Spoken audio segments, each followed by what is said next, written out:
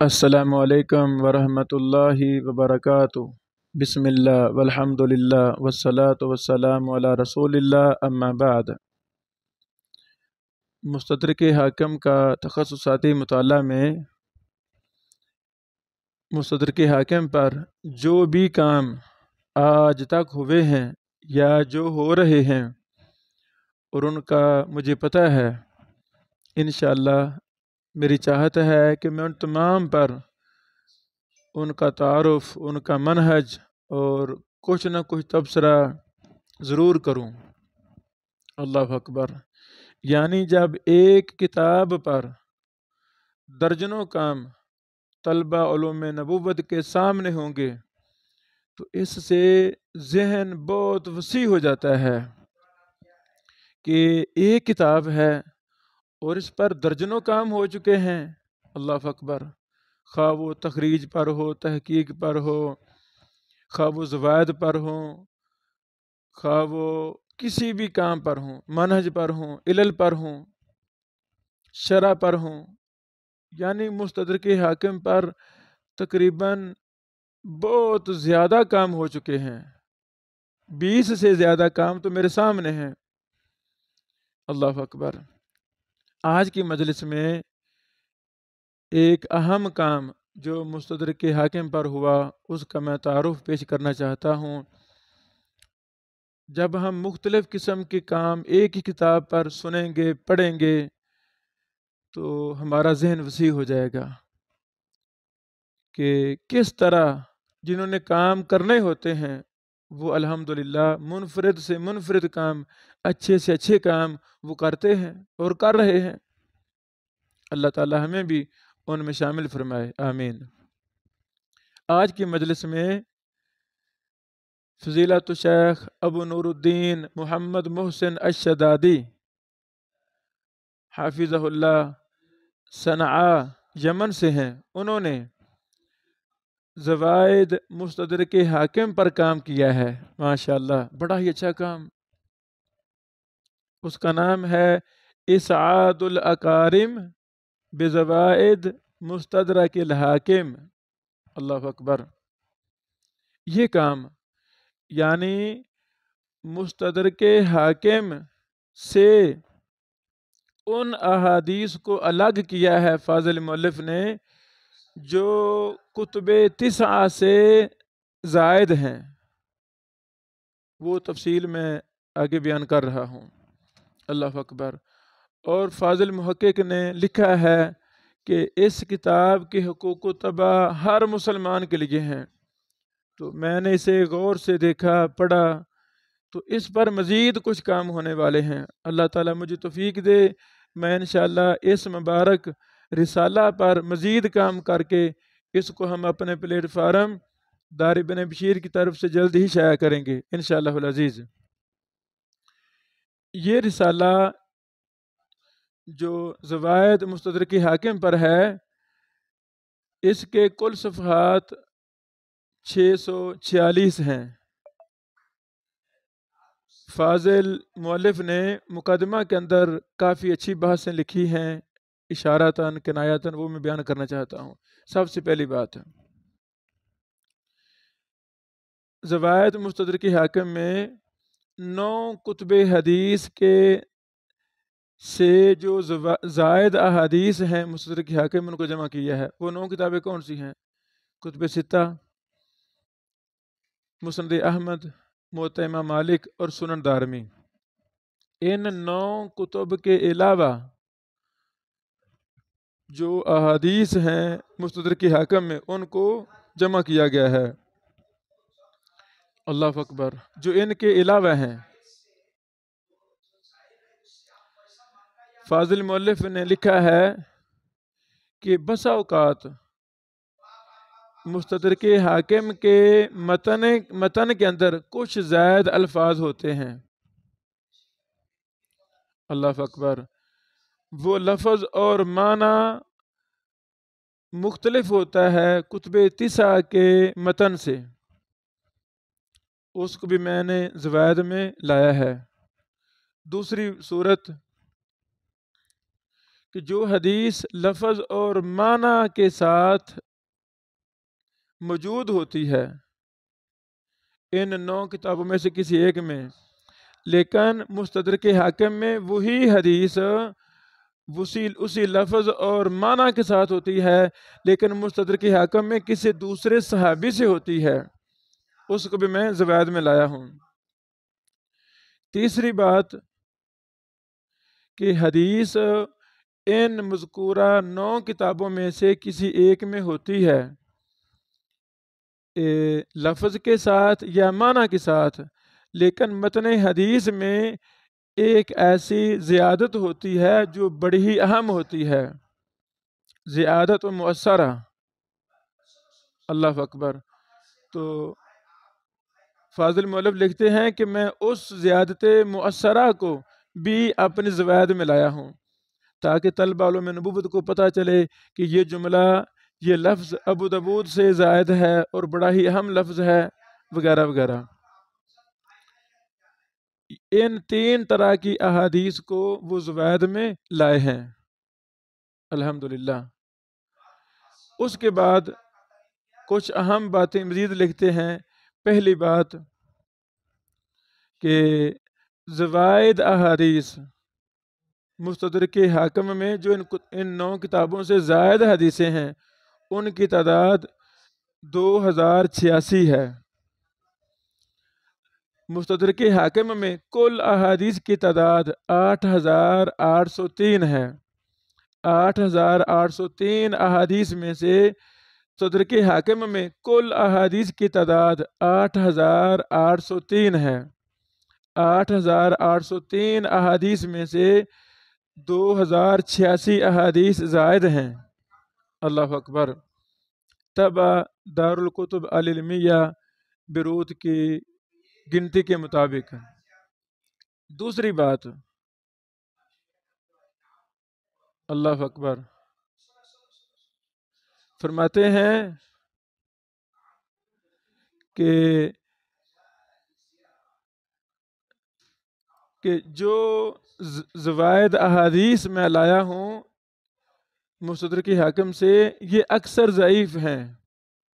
ہاں کچھ صحیح بھی ہیں لیکن اکثر ضعیف ہیں،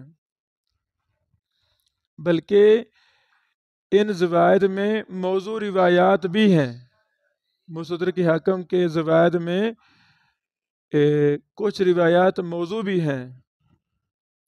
لکھتے ہیں کہ ان کی تعداد 50 سے زائد ہے۔ یہاں پر بطور فائدہ امام ذہبی رحمہ اللہ نے مستدرک حاکم سے موضوع روایات کو جمع کیا تھا الگ رسالہ کی شکل میں، وہ تعداد تقریباً 100 ہے۔ اللہ اکبر۔ اسی طرح موقوف زوائد کی تعداد 1725 احادیث ہیں جو زوائد ہیں اور موقوف ہیں مستدرک حاکم میں۔ اسی طرح یہ وہ چند باتیں تھیں جو فاضل مؤلف نے مقدمہ میں لکھی ہیں، اللہ تعالیٰ ان کو جزائے خیر عطا فرمائے۔ انہوں نے اچھی کاوش کی ہے کہ مستدرک حاکم کے زوائد کو الگ کر دیا ہے۔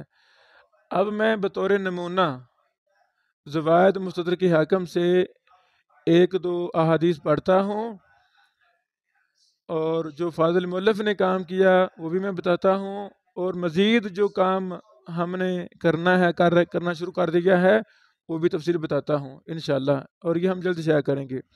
مثلا کتاب الایمان ہے، کتاب الایمان حدیث نمبر 5، کیا مطلب؟ 5 نمبر مستدرک حاکم کی حدیث یہ زائد ہے، کتب 9 سے زائد ہے، سند لائے ہیں، متن لائے ہیں۔ یعنی قال حدثنا ابو جعفر محمد بن صالح بن حانی قال حدثنا محمد بن اسماعیل بن مہران، یہ سند ہے حدیث۔ عن عبداللہ بن عمرو بن العاص قال قال رسول اللہ صلی اللہ علیہ وسلم ان الایمان لا یخلق فی جوف احدکم، یہ حدیث ہے۔ مختصر سند اور متن کے بعد لکھا ہے کہ قال الحاکم، امام حاکم کا حکم نقل کیا ہے تفصیل کے ساتھ، مکمل حکم۔ اس کے بعد لکھتے ہیں قال الحافظ الذہبی رواتہ ثقات۔ اس کے بعد دار التحصیل کے نسخہ میں جو حکم ہے رجالہ کلہم رجال مسلم غیر عبد الرحمن بن میسرہ ولم یوثقہ الی الحاکم وقال الحافظ بن حجر مقبول، یہ فاضل مؤلف کا کام ہے جنہوں نے زوائد مستدرک حاکم مرتب کی ہے، یعنی اس حدیث کی مزید تخریج انہوں نے نہیں کی، اس حدیث کی مزید تخریج نہیں کی، اور یہ ہونی چاہیے۔ اس طرح روات پر دراسہ، ہر راوی پر دراسہ، جامع معنی حالات وہ بھی نہیں لکھے، یہ بھی ہونا چاہیے۔ یہ انشاءاللہ ہم جس پر کام شروع کر دیا زوائد پر، وہ ہم ساری چیزیں اس میں شامل کریں گے اپنی طرف سے انشاءاللہ العزیز۔ جامع تخریج اور روات پر بھی دراسہ انشاءاللہ العزیز۔ اسی طرح حدیث نمبر 7 لائے ہیں۔ کیا مطلب؟ حدیث نمبر 7 مستدرک حاکم میں زائد ہے کتب تسعہ سے، سند المتن لائے ہیں، پھر امام حاکم کا حکم نقل کیا ہے، آگے لکھا ہے اس کے بعد ساکت عنہ ذہبی فی تلخیص، امام ذہبی نے اس پر خاموشی اختیار کی ہے۔ بعض نے خاموشی کو موافقت سمجھ لیا ہے، حالانکہ موافقت نہیں ہے، یہ ایک تساہل ہے، غلط بات ہے، خاموشی موافقت نہیں ہوتی۔ ہاں امام ذہبی رحمہ اللہ بھی کہیں بھی یہ صحیح ہے، امام حاکم بھی کہیں صحیح ہے، امام ذہبی بھی کہیں صحیح ہے، پھر وہ موافقت ہے۔ خاموشی کو موافقت یہ کہنا درست تو نہیں ہے۔ دار التحصیل کا حکم لکھا ہوا ہے حاضر سناد علیہ صلی شرط شیخین قال ابو زرع الصحیح مرسل، تو اس میں بھی وہی بات کہ سند پر دراسہ بھی نہیں ہے اور نہ ہی جامع معنی تخریج ہے، تو انشاءاللہ یہ دونوں کام ہم کر کے اس مبارک کتاب کو ہم شائع کریں گے۔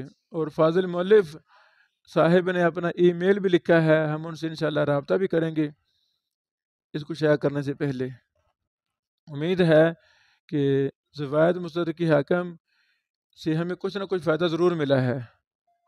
تو اس طرح مستدرک حاکم پر بہت زیادہ کام ہوئے ہیں، وہ ایک ایک کر کے ہم مختصر انداز میں ان پر تبصرہ کرتے ہیں تمام قوم پر انشاءاللہ۔ بارک اللہ فیکم، السلام علیکم ورحمۃ اللہ۔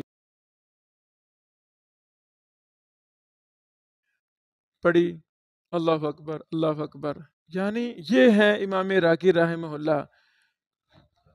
آگے لکھا ہے وقد عل شافعی روایت حمید هذه بأنه قد خالف مالکا فیها سبعۃ او ثمانیۃ لاقیہم ہوا، یعنی منهم سفیان بن عیینہ والدراوردی والثقفی قال والعدد الکثیر اولی بالحفظ من واحد، انتہا۔ اللہ اکبر۔ اس طرح آگے پھر امام راکی رحمہ اللہ کے راوی پر بات کرتے ہیں، اسی کے ساتھ ہی متصل واسماعیل بن ابی اویس احتج به شیخان ولكن فيه تغفل قال احمد لا باس به وقال ابن معین صدوق ضعیف العقل وقال ابو حاتم محله الصدق مغفل وقد قال الحافظ شمس الدین ابن عبد الحادی فی تنقیح تحقیق وقد قیل ان الحدیث صحیح ثابت عن مالک لیکن ساقط منہ لفظ اللہ، ثم قال الحاکم وقد بقی فی الباب عن امیر المؤمنین عثمان وعلی وطلحة بن عبید اللہ وجابر وعبد اللہ بن عمر والحاکم بن عمر الصومالی والنعمان الی آخرہ۔ میں اسی پہ اکتفا کرتا ہوں، لمبی بات کی ہے، یعنی ابھی یہ پہلی مجلس چل رہی ہے، ایک ہی روایت پر مفصل دراسہ، یہ صفحہ نمبر 60 سے اگلی مجلس چل رہی ہے۔ سبحان اللہ سبحان اللہ، یعنی یہ تھا طریقہ امام راکی رحمہ اللہ کا اس کتاب میں۔ یہ کتاب 132 صفحات پر مشتمل ہے اور یہ بڑا ہی کمال کام ہے، 7 مجالس پر مشتمل۔ امام راکی رحمہ اللہ نے بڑے احسن انداز میں اپنے سند ذکر کیے، اختلافات ذکر کیے اور اپنے حکم لگائے، امام ذہبی کے حکموں پر بھی تبصرہ کیا، سبحان اللہ، اور اپنے معاصر محدثین کے کلام کو بھی ذکر کیا، روایت بجر و تعدیل بھی کی، سبحان اللہ۔ یہ رسالہ اس لائق ہے، اس کو لفظاً لفظاً کسی اپنے اہل علاقہ، اپنے شہر کے کسی شیخ سے پڑھیں، اس میں بڑی زیادہ چیزیں مستدرک حاکم کے منہج کی واضح ہوں گی۔ بارک اللہ۔